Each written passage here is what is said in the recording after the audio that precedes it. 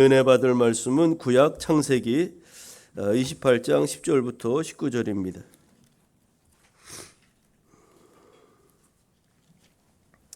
구약 창세기 28장 10절부터 19절까지 보겠습니다.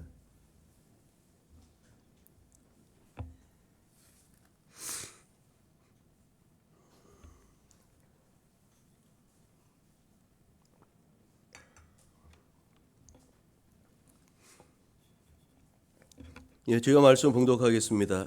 야곱이 브엘세바에서 떠나 하란으로 향하여 가더니 한 곳에 이르러는 해가 진지라. 거기서 유숙하려고 그곳에 한 돌을 가져다가 베개로 삼고 거기 누워 자더니 꿈에 본즉 사닥다리가 땅 위에 서 있는데 그 꼭대기가 하늘에 닿았고 또 본즉 하나님의 사자들이 그 위에서 오르락 내리락 하고 또 본즉 여호와께서 그 위에 서서 이르시되 나는 여호와니 너의 조부 아브라함의 하나님이요 이삭의 하나님이라. 네가 누워있는 땅을 내가 너와 네 자손에게 주리니 네 자손이 땅에 티끌같이 되어 네가 서쪽과 동쪽과 북쪽과 남쪽으로 퍼져나갈지며 땅의 모든 족속이 너와 네 자손으로 말미암아 복을 받으리라. 내가 너와 함께 있어 네가 어디로 가든지 너를 지키며 너를 이끌어 이 땅으로 돌아오게 할지라. 내가 네게 허락한 것을 다 이루기까지 너를 떠나지 아니하리라 하신지라. 야곱이 잠이 깨어 이르되 여호와께서 과연 여기 계시거늘 내가 알지 못하였도다.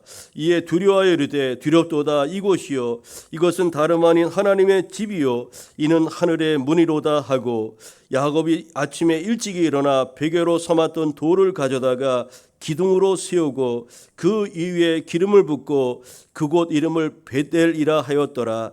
이 성의 옛 이름은 루스더라. 아멘. 오늘 우리가 읽은 창세기 28장 10절부터 19절 말씀을 중심으로 해같이 빛나는 여정이라는 제목으로 함께 말씀을 나누겠습니다. 우리 성령 강림절 여덟 번째 되는 오늘 주일 아침입니다. 우리 교회학교 여름 행사가 이번 주부터 이제 본격적으로 진행되는데요. 먼저 내일부터 우리 중고등부 캠프가 2박 3일 동안 시흥 한국공대에서 시작됩니다. 또 금요일부터 주일까지 우리 교회에서 우리 아동부 여름 성경학교가 실시되는데요. 교육부에서 기도로 준비하고 또 전교인이 아이들 은혜 받을 수 있도록 함께 지금 기도 중에 있습니다. 이번 한 주간 더 강력한 기도로 중보해 주셔서 우리 중고등부 친구들 아동부 아이들이 은혜 받고 하나님의 사람으로 그렇게 새로워질 수 있도록 여러분 기도해 주시길 바랍니다. 여러분 한 사람이 은혜 받고 변화되면 교회학교가 달라집니다. 교회도 달라지고 그 한 아이 때문에 교회가 달라지는 겁니다. 가정도 그 한 아이 변화된 아이를 통해서 가정이 달라지기도 하고요. 또 저들이 속한 학교와 또 친구들에게도 엄청난 영향을 줄 수가 있기에 한 사람의 변화가 그렇게 아주 놀라운 것이죠. 복음과 은혜의 능력은 아주 강력하기 때문에 그 한 사람의 변화된 그런 작은 아이를 통해서도 하나님의 역사가 곳곳에 그렇게 드러나게 되는 줄 믿습니다. 여러분께서 기도하는 한 아이가 그 변화의 주인공이 될 수 있도록 끝까지 그 아이의 이름을 부르면서 여러분 기도해 주시기를 바랍니다. 우리 하나님이 맺어주신 우리 교우 공동체 우리 교우들을 서로 기쁜 마음으로 축복하면서 평화의 인사를 나누겠습니다. 주님의 은혜와 평강이 함께하길 빕니다. 인사 나눌까요? 주님의 은혜와 평강이 함께하길 빕니다. 성령 강림절 8번째 되는 이번 주의 성서일과의 주제는 성령의 사람은 해같이 빛나는 여정을 살아야 된다는 겁니다. 여러분 성령의 사람이 어떤 사람이라고요? 해같이 빛나는 인생 여정을 살아가는 사람이라는 거죠. 아브라함과 이삭과 야곱으로 이어지는 하나님의 구속사의 인물 중 오늘은 야곱에 대한 이야기를 통해서 은혜를 나누고자 합니다. 여러분 본문은 야곱이 그의 형 에서의 보복을 피하기 위해서 애가가 있는 하란으로 도피하는 도중에 베델이라는 곳에서 꿈에 하나님을 만나서 하나님으로부터 위로와 약속을 받는 장면이 오늘 우리가 읽은 본문 말씀입니다. 이것은 외삼촌 라반의 집에서 20년을 보내고 그가 마침내 거부가 되어 고향으로 돌아오다가 야복강에서 하나님의 천사와 씨름하여 복을 얻고 그의 이름이 이스라엘이라는 새로운 이름을 얻게 되는 사건과 함께 애굽의 생애 속에 큰 전환점을 가져다주는 아주 매우 중요한 사건이라고 할 수가 있습니다. 그러니까 창세기 오늘 우리가 읽은 28장은 야곱이 고향을 떠나는 과정에서 일어난 사건이라면, 또 창세기 32장을 보면 그가 고향으로 돌아오는 중에 일어난 그런 사건이라고 할 수가 있습니다. 야곱은 에서라는 그런 인물과 쌍둥이로 태어났어요. 에서가 형이고요. 그 야곱은 형 에서의 발 뒤꿈치를 이렇게 붙잡고 태어났다. 그래서 그런 이름의 뜻을 가져서 야곱이라는 이름을 가지고 그렇게 살았습니다. 야곱이라는 이름의 뜻은 발 뒤꿈치를 붙잡다, 그런 뜻입니다. 그렇게 둘째로 태어난 것이죠. 형 에서는 들사람으로서 아주 거친 사냥꾼으로 그렇게 성장하였고요. 이에 비해 야곱은 아주 잔잔한 성격의 소유자로서 어머니 리브가의 그런 내리사랑을 받으며 주로 집안에서 장막 생활을 하면서 그렇게 성장했습니다. 그러니까 아주 엄마 치마폭에서 자란 어찌 보면 마마보이 같은 그런 모습으로 성장했다는 거죠. 그런데 이 야곱은 자신의 목적을 이루기 위해서 형과 아버지를 속일 정도로 아주 지극히 육신적이고 자기중심적인 인물이 바로 야곱이라는 사람이었습니다. 그는 간교한 방법으로 형으로부터 장자의 명분을 탈취하였으며 또한 아버지를 속여 형에게 돌아갈 축복마저 가로채는 그런 아주 사악한 모습을 보인 자가 바로 야곱이었던 거죠. 야곱은 그의 어머니 리브가의 도움을 받아서 나이 들어 눈이 침침해진 아버지 이삭을 속여서 그의 형 에서가 취해야 될 그런 축복권을 그는 가로챘던 겁니다. 이 사실을 알게 된 에서는 분노하여 그의 동생 야곱을 죽이려 하였고, 리브가는 야곱을 외삼촌 라반이 살고 있는 하란으로 야반 도주하도록 그렇게 어머니로서 도와주었던 겁니다. 야곱은 자신이 원하던 장자권을 얻었지만 역설적으로 그는 모든 것을 포기하고 자신의 고향을 떠나야 되는 그런 아픔을 겪게 되었던 거죠. 비록 장자권은 얻었지만 그의 인생 앞에 엄청난 고난, 그 형제를 떠나고 고향을 떠나는 그런 아픔이 그에게는 있었던 거죠. 그리고 절망 가운데 하란으로 향하는 그런 여정의 길을 걸어가는데, 근데 여러분, 이 모든 과정이, 야곱에게 일어나는 이 모든 과정이 야곱의 욕심으로 인한 것처럼 우리는 표면적으로 보여지지만 그 이면에는 야곱을 향한 하나님의 섭리와 또 계획하심이 있었다는 것을 우리는 야곱의 생애를 통해서 알 수가 있는 것입니다.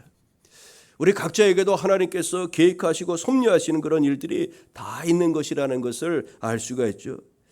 이삭의 적법한 장자로 태어난 에서에게는 몇 가지 그런 이제 약점이 있었습니다. 그것이 무엇인지를 잠깐 소개하자면, 그는 가나안 해쪽 속의 여인들과 결혼하여 이삭과 리브가, 즉 부모님의 근심거리가 되었다고 성경은 증언합니다.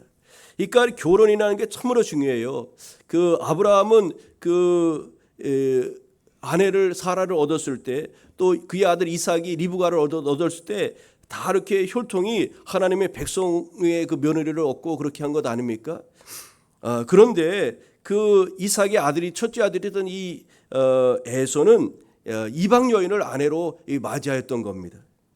창세기 26장 34절 이하에 보면은 이런 말씀이 있습니다. 에서가 40세에 해쪽 속 부리에의 딸 유딕과 해쪽 속 엘론의 딸 바스밧을 아내로 맞이하였더니 그들이 이삭과 리브가의 마음에 근심이 되었더라.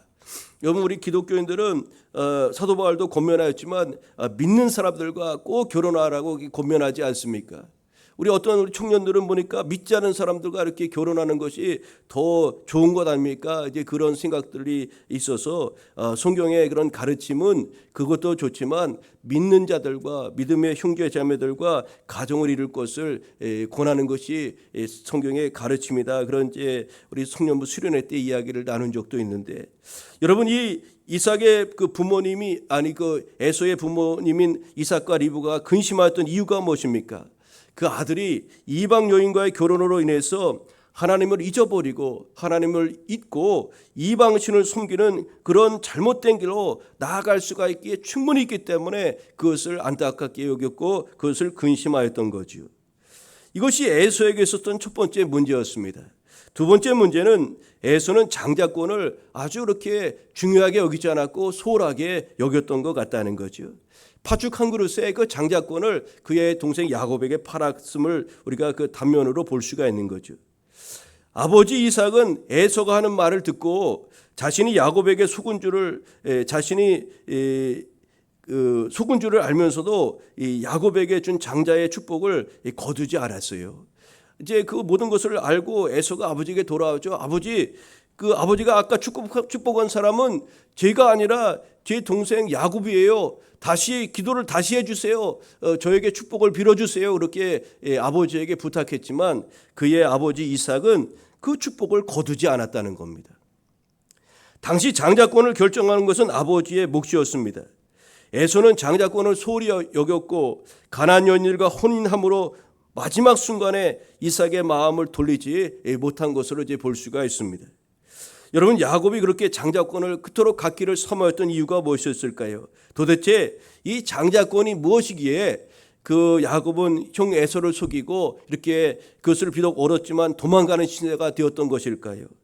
장자권은요, 장차 집안의 가장이 되고 아버지의 뒤를 이어서 온 가족과 모든 소유를 책임지는 자리가 바로 이 장자권을 가진 자의 역할이었습니다. 그런데 하나님의 부르심을 받은 아브라함의 가문의 장자에게는 더 중요한 책임이 추가되었는데 그것은 무엇이었냐면 신앙의 유산을 보존하고 그것을 다음 세대에 이어주는 것이었습니다. 우리도 마찬가지입니다. 우리 집안에 우리가 영적인 그런 장자권을 가져서 그것을 가지고 우리의 신앙을 계승하고 자손들에게 하나님 신앙을 계속적으로 이어갈 수 있도록 그것을 해줘야 될 몫이 장자권을 가진 성도로서의 역할과 사명이라는 겁니다. 그런데 에서는 이것의 소중함을 통감하지 못하였고 신앙의 순수성을 지키지 위한 그런 혼인도 가볍게 여겼던 것을 볼 수가 있어요.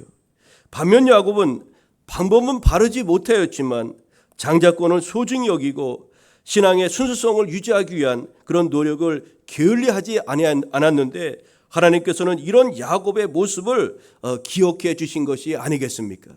그가 비록 인간적인 면으로 볼 때 자기중심적이고 이기적이고 속이길 잘하고 그렇게 하였을지 모르겠지만 정말로 하나님께서 소중히 여기는 그런 가치들을 이 야곱은 그렇게 갖고 나아갔다는 사실이죠.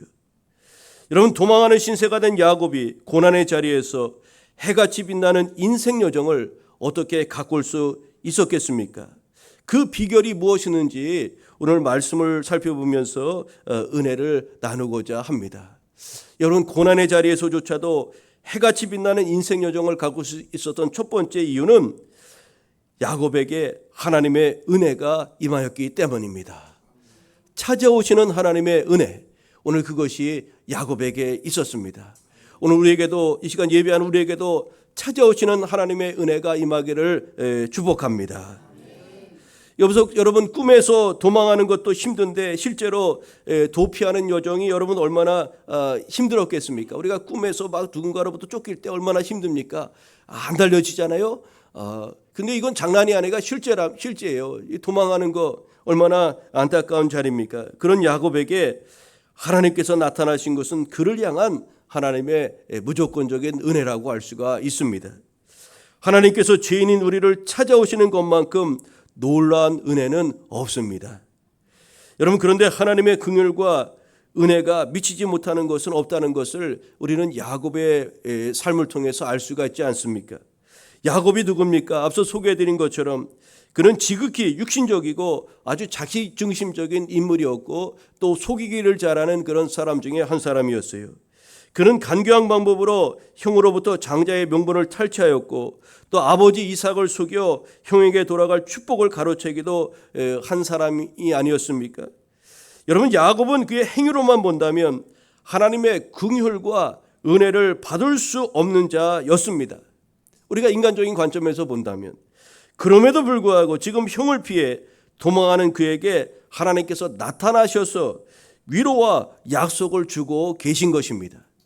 그러니까 우리의 생각과 하나님의 생각은 다르다는 겁니다. 우리가 어떤 사람은 이래서 안 되고 저런 사람은 저래서 안 되고 누군가를 판단하고 정죄하는 그런 모습이 있지만, 그러나 하나님이 보시는 그런 관점은 우리와 사뭇 다르다는 것을 알 수가 있죠. 야곱의 인생을 볼 때 그가 아무리 연약하고 흠이 많은 인생이라도 하나님의 은혜가 임할 수 있고, 그럴 때 그의 인생은 해같이 빛나는 인생 여정이 될 수 있다는 것을 오늘 본문을 우리에게 말씀하는 것이 아니겠습니까? 야곱을 찾아오신 하나님은 아브라함과 그의 아버지 이삭에게 주셨던 가나안 땅과 후손에 대한 약속을 주셨습니다. 이것은 하나님께서 야곱을 당신의 언약의 계승자로 공식적으로 인정하셨다는 의미입니다. 다시 말해 하나님께서 그를 당신의 언약 백성으로 선택하신 것임을 이렇게 그에게 확증하신 것 아니겠습니까? 물론 야곱이 태어날 때부터 하나님이 그를 선택하실 것이라고 이미 성경을 통해서 말씀하신 바가 있습니다. 그리고 지금 야곱에게 약속을 주심으로 그 약속하신 하나님의 말씀이 이제 구체적으로 성취된 것이라고 볼 수가 있습니다. 여러분, 하나님의 선택은 부족한 야곱의 행위와는 무관하다는 것을 우리가 알 수가 있죠. 어떤 특별하고 의롭고 아주 잘나서 하나님이 선택하시는 것이 아니라는 겁니다. 우리는 야곱보다 더 나아서 오늘 하나님의 택함을 받고 이 자리에 섰는 것이 결코 아님을 잊지 말아야 됩니다. 우리 중에 야곱보다 더 낫다고, 나는 그래도 야곱보다는 낫다고 말할 사람이 누가 있습니까?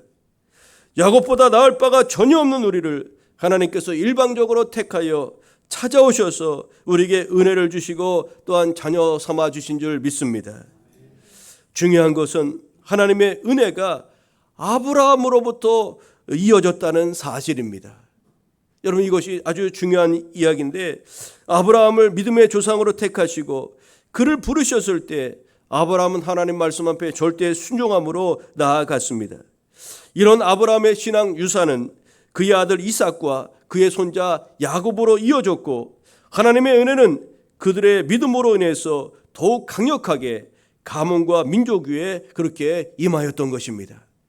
여러분, 저와 여러분이 하나님의 부름을 받고 주님 은혜 앞에 서서 우리가 주님을 바르게 믿고 나아갈 때 우리를 통해서 또 다른 믿음의 후손들이 세워지고 또 천대에 이르는 그런 믿음의 가문으로 그렇게 나아가야 되지 않겠습니까? 하나님께서 우리를 부르셨습니다. 우리를 먼저 찾아오셨습니다. 야곱에게 찾아오셨던 그 하나님께서 우리에게도 먼저 은혜로 찾아오신 것입니다. 이것은 전적인 하나님의 주권적인 은혜입니다. 은혜 받은 자가 해야 될 것은 무엇입니까? 하나님 앞에 감사하며 찬양을 드리며 믿음을 계속해서 계승시켜 나가는 것 아니겠습니까? 그렇게 함으로써 해같이 빛나는 인생 여정이 우리의 후손 천대에 이르도록 우리는 길을 터야 하지 않겠습니까? 야곱의 삶의 자리는 고난의 자리, 도피의 자리였지만 하나님의 은혜가 임함으로 말미암아 그의 인생 여정은 빛나는 인생 여정이 될 수 있었던 것입니다. 여러분, 오늘 우리 인생의 여정도 하나님의 은혜 아래 있다는 것을 믿으시기를 바랍니다. 그 하나님을 의지하고 나아간다면 우리의 인생 여정도 빛처럼 빛나는 그런 아름다운 삶이 될 줄로 믿습니다. 그 이유는 우리가 특별해서가 아니라 하나님의 찾아오시는 은혜 때문이라는 것을 기억하며 또 겸손함으로 감사함으로 하나님 앞으로 나아가야 될 줄로 믿습니다. 두 번째로, 야곱이 고난 중에 도망가는 그런 신세였음에도 불구하고 그의 인생 여정이 정말로 해처럼 빛나는 그런 복된 인생 여정이 될 수 있었던 이유는 무엇이냐면 은혜의 사닥다리를 그는 바라보았기 때문입니다. 여러분, 하나님은 에서의 보복을 피하여 하란으로 도망하는 도중에 피곤하고 지친 몸을 차가운 베델 들판에 누이고 돌을 베개 삼아 잠이 든 야곱에게 나타나셨어요. 여러분, 노숙해 보셨는지요? 노숙. 이렇게 광야 이렇게 한복판에서 이렇게 자는 겁니다. 요즘 TV에 보면 가끔 그런 프로그램이 나오던데 그 사람들은 뭐 이렇게 이거 배낭 같은 거 이렇게 깔고 아주 뜨뜻하게 하고 자지만 뭐 아주 겨울잠바도 있고 그렇게 자지만 지금 야곱이 그런 상황이 아니거든요. 그런 이제 그 광야길에서 자는 겁니다. 노숙을 하고 또 베개도 뭘로 합니까? 여러분 캠핑 가서 뭐 오리털 그 베개 베고 자고 그렇지만요. 이 지금 야곱은 무슨 베개를 자는 거예요? 돌베개를 가져다가 지금 그곳에서 도피 중에 이렇게 잠을 자는 것 아닙니까? 그게 잠이 얼마나 뭐 편하겠어, 얼마나 불편했겠습니까? 하나님께서 베델 들판에서 야곱에게 나타나셨다는 것은 하나님이 지금까지 야곱과 동행하고 계셨다는 것을 시사해 줍니다. 야곱은 자신과 함께 하신 하나님을 지금까지 깨닫지 못하였던 겁니다. 잘 깨닫지 못하였던 거예요. 그런데 도피하는 그 고난의 자리에서 하나님의 나타나심, 즉 하나님의 현현을 통해서 이제 하나님이 정말로 나와 함께 하신다는 것을 분명하게 깨달았다는 겁니다. 여러분, 우리가 하나님이 우리와 함께 하신다는 것 눈에 보이지 않기 때문에 우리가 확신하지 못할 때가 있는데, 분명한 것은 하나님이 오늘 우리와 함께 하시는 줄로 믿습니다. 여러분, 야곱이 하나님의 나타나심을 무엇을 통하여 볼 수 있었습니까?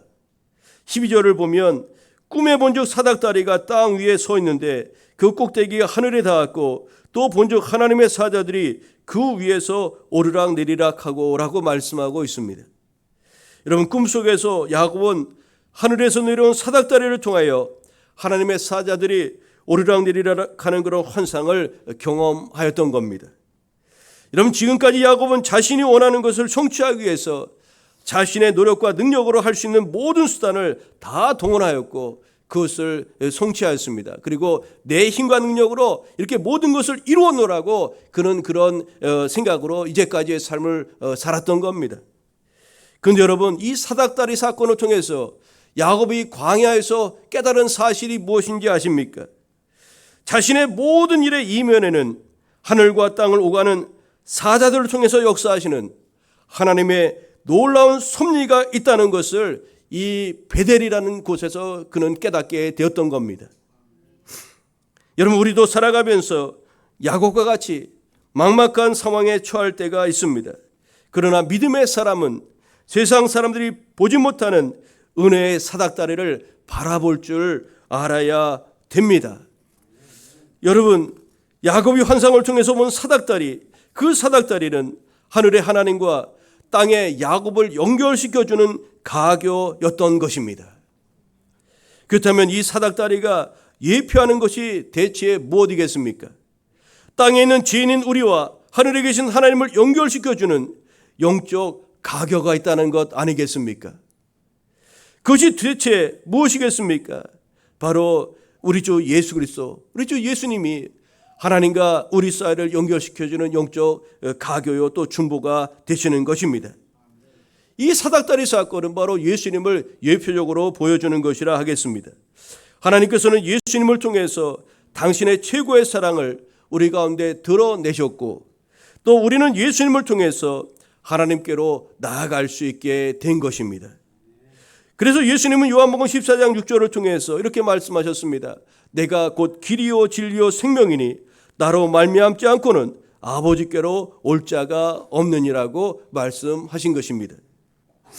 야곱은 도피의 여정에서 사닥다리를 바라보며 약속의 길을 그렇게 묵묵히 걸어갈 수가 있었던 것이지요. 하나님이 나와 함께 하신다. 하나님이 나와 함께 하신다. 내 인생의 이면에 하나님이 함께 하셨고 이제도 함께 하셨고 앞으로도 함께 하실 것이라는 그런 사건을 이 사닥다리를 통해서 은혜의 사닥다리로 그것을 바라보면서 나아갔던 거죠. 우리 신앙과 삶이 아름다운 그런 인생 여정이 되려면 어떻게 해야 될까요? 길이요 진리요 생명 되신 예수님을 우리도 바라보며 나아가야 한다는 겁니다. 히브리서 기자는 그래서 이렇게 말씀합니다. 믿음의 주요 온전하게 하시는 인 예수를 바라보자고 그렇게 우리에게 권면하고 있지 않습니까? 여러분, 예수님은 하나님과 땅에 거하는 죄인인 우리를 연결시켜주는 진짜 사닥다리, 참 중보가 되시는 분임을 여러분 잊지 마시기를 바랍니다. 그 주님만을 바라보며 나아갈 때 우리 인생도 해처럼 빛나는 그런 아름다운 인생 여정이 될 줄로 믿습니다. 오늘 고난의 자리, 도망가는 그 자리에서도 그 야곱의 생애가 그렇게 해처럼 빛나는 아름다운 인생 여정을 갖고 있을 수 있었던 마지막 그런 세 번째 이유는 무엇이냐면 지금도 또 앞으로도 영원히 함께 하실 임마누엘의 하나님을 야곱이 의지하며 나아갔기 때문입니다. 여러분, 하나님은 은혜로 야곱에게 찾아오셔서 약속을 주셨어요. 오늘 13절부터 15절은 하나님이 야곱에게 주신 약속의 말씀입니다. 우리 13절부터 15절까지 조금 길지만 오늘 그 말씀이 우리에게도 주시는 말씀이라는 것으로 우리가 봤고, 우리 13절부터 15절까지 같이 읽어볼까요? 낭낭한 목소리로 13절부터 15절까지. 또 본즉 시작. 또 본즉 여호와께서 그 위에 서서 이르시되 나는 여호와니 너의 조부 아브라함의 하나님이요 이삭의 하나님이라. 네가 누워있는 땅을 내가 너와 네 자손에게 주리니 네 자손이 땅에 티끌같이 되어 네가 서쪽과 동쪽과 북쪽과 남쪽으로 퍼져나갈지며 땅의 모든 족속이 너와 네 자손으로 말미암아 복을 받으리라. 내가 너와 함께 있어 네가 어디로 가든지 너를 지키며 너를 이끌어 이 땅으로 돌아오게 할지라. 내가 네게 허락한 것을 다 이루기까지 너를 떠나지 아니하리라 하신지라. 아멘. 여러분, 하나님께서 야곱에게 하신 약속의 구체적인 내용은 무엇입니까? 땅과 후손과 그와의 동행에 대한 약속이었습니다. 그런데 이 약속은 이미 아브라함과 그의 아버지 이삭에게 주셨던 그런 약속의 재확인입니다. 하나님은 약속하신 것을 반드시 이루시는 분이라는 것을 우리는 여러분 믿으시기를 바랍니다. 야곱이 그가 가는 길이 괴롭고 다시금 고향 땅으로 돌아올지 모르는 막막한 상황에서도 그가 힘을 낼 수 있었던 이유는 자신과 함께 하시겠다는 임마누엘의 하나님을 그는 절대적으로 의지하며 나아갔기 때문입니다. 하나님이 우리와 함께 하신다. 하나님이 내 평생에 나와 함께 하신다는 이 임마누엘의 신앙을 우리가 굳건히 붙잡고 믿음으로 나아갈 수만 있다면 우리의 인생 여정도 빛날 수밖에 없을 것입니다. 하나님이 나와 함께 하신다. 하나님이 우리 자녀와 함께 하신다. 하나님이 우리 가정과 함께 하신다. 하나님이 우리 교회와 이 민족 가운데 함께 하신다. 그 함께 하시는 임마누엘의 하나님 그 신앙을 가지고 우리가 나아갈 때 그것이 우리의 인생 여정을 아름답게 꽃피우는 것이라는 것을 잊지 말아야 하겠습니다. 하나님은요, 오늘 본문의 야곱에게도 말씀하셨고요, 또 구약의 여러 인물들에게도 말씀하시고 오늘 하나님의 자녀된 저와 여러분에게도 동일하게 그렇게 약속하셨다는 것을 여러분 잊지 마시기를 바랍니다. 야곱에게도 여호수아에게도 이사야에게도 또 하나님의 자녀로 부름받은 저와 여러분에게도 동일하게 약속하셨다는 것을 잊지 마시기를 바랍니다. 먼저 여호수아에게 하나님이 이렇게 말씀하셨습니다. 내가 네게 명령한 것이 아니냐.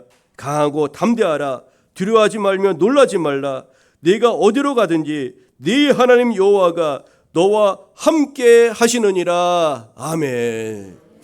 너와 함께 하신다는 임마누엘, 함께 약속의 그 신앙을 아브라함에게 여호수아에게 말씀하지 않았습니까? 또 이사야 선지자에게도 이렇게 말씀하셨습니다. 두려워하지 말라. 내가 너와 함께 함이라. 놀라지 말라. 나는 네 하나님이 됨이라. 내가 너를 굳세게 하리라. 참으로 너를 도와주리라. 참으로 나의 의로운 오른손으로 너를 붙들리라고 그렇게 말씀하지 않으셨습니까?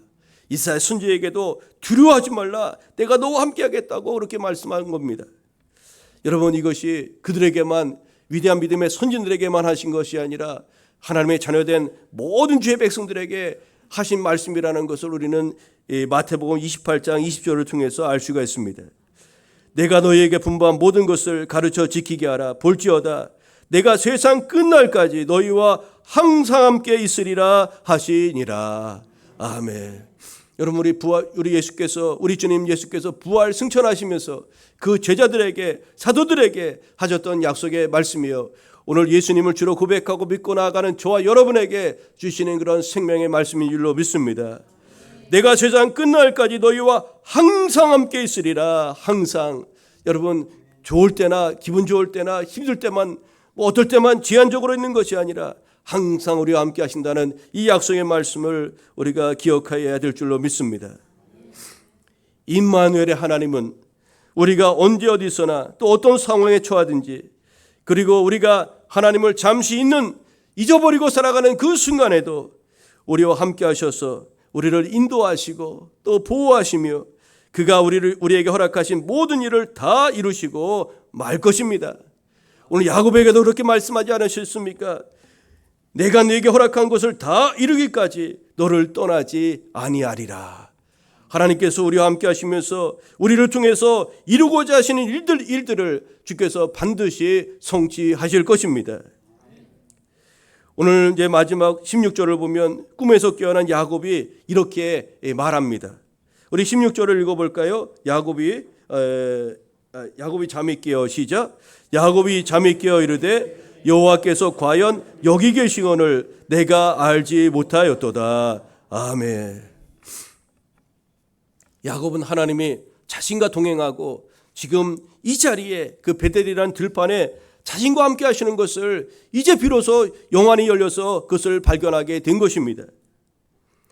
여호와께서 과연 여기 계시거늘 지금 내가 있는 이 자리에 하나님이 나와 함께 계셨는데 그것을 이제까지 알지 못했다는 겁니다. 사닥다리 은혜를 통해서 알게 되었고 또 약속의 말씀을 통해서 그가 깨달아 알게 되었다는 거죠. 여러분, 하나님은 오늘 예배하는 이 자리에 우리와 함께 하시는 줄로 믿습니다. 여러분의 가정에 여러분과 함께 하십니다. 여러분 직장에서 또 여러분이 계신 각각의 그곳에서 여러분과 함께 하시는 좋으신 하나님이신 줄 믿습니다. 여러분 지금 이곳에 하나님께서 임재하십니다. 우리는 두렵고 떨림으로 하나님 앞에 서야 하겠습니다. 우리가 교회에 와서조차도 우리 하나님 임재하시는 이곳에서 미워하고 시기하고 원망하고 불평하는 것, 우리가 그 하나님 임재 앞에서 해야 될 일이 결코 아니라는 것을 잊지 말아야 됩니다. 우리는 두렵고 떨림으로 하나님을 경외하는 그런 마음으로 영광의 하나님을 전심으로 찬양하며 예배하는 자로 주 앞에 나아가야 될 줄로 믿습니다. 이곳에 임재하셔서 우리의 예배를 받으신 하나님께서는 우리의 가정에 지금 함께 하시고 또 내가 나아가는 길에 또 무소부재 어디서나 우리와 함께 하시는 그런 분이십니다. 우리와 지금 함께 하시는 임마누엘 하나님을 신뢰하며 믿음으로 나아가는 교회 여러분 되시기를 축복합니다. 말씀의 결론을 맺습니다. 야곱의 인생처럼 우리의 삶도 해같이 빛나는 인생 여정이 될 수가 있습니다. 여러분, 그 길은 다른 데 있는 것이 아니라 하나님의 찾아오시는 은혜가 임할 때 될 수 있는 것 아니겠습니까? 우리가 은혜의 사닥다리를 바라보며 즉 우리의 길이요 진리요 생명 되신 예수 그리스도, 우리가 그분을 바라보며 나아갈 때 우리의 인생 여정도 해같이 빛나는 인생 여정이 될 수 있음을 잊지 마시기를 바랍니다. 또 지금도 앞으로도 영원히 우리와 함께 하실 임마누엘의 하나님을 의지하며 나아갈 때 그것이야말로 진정 우리 인생이 빛나는 인생 여정이 되어지는 첩경임을 잊지 마시기를 소망합니다. 이런 복된 성도의 아름다운 삶을 이루어 가시기를 우리 주님의 이름으로 축원합니다. 기도하겠습니다. 사랑의 하나님 아버지, 감사합니다. 무더위와 또 장마 속에서도 저희들을 지켜주시고 또 코로나와 확산되는 이 과정 속에서도 저희들을 지켜주신 아버지 하나님 감사합니다. 오늘 7월 넷째 주일 다시금 주님 전에 불러서 주님 말씀 앞에 세워주시고 또 고난 중에서 야곱이 하나님의 은혜를 힘입고 빛나는 인생 여정을 어떻게 가꾸었는지를 살펴보며 또 은혜 나누게 하심을 감사합니다. 야곱의 인생에 함께 하셔서 참으로 복되고 빛난 인생을 살 수 있도록 가꾸어 주신 주 하나님, 우리의 인생 가운데 찾아오셔서 우리 가운데도 지금도 역사하시는 줄로 믿습니다. 우리 가운데 찾아오시는 하나님의 은혜가 늘 충만하기를 원합니다. 은혜의 사닥다리 되신 예수 그리스도 우리가 의지하고 바라보며 나아가는 그런 인생이 되게 하여 주옵소서. 지금도 앞으로도 장차도 영원히 우리와 함께 하실 임마누엘의 하나님을 우리가 의지하며 나아감으로 말미암아 오늘 야곱의 삶처럼 우리의 인생도 빛나는 그런 아름다운 인생 여정이 되어 줄 수 있도록 주님 축복하여 주옵소서. 그 믿음 가지고 나아가는 우리 모두 되게 하여 주옵소서. 감사드리오며 예수님의 이름으로 기도합니다. 아멘.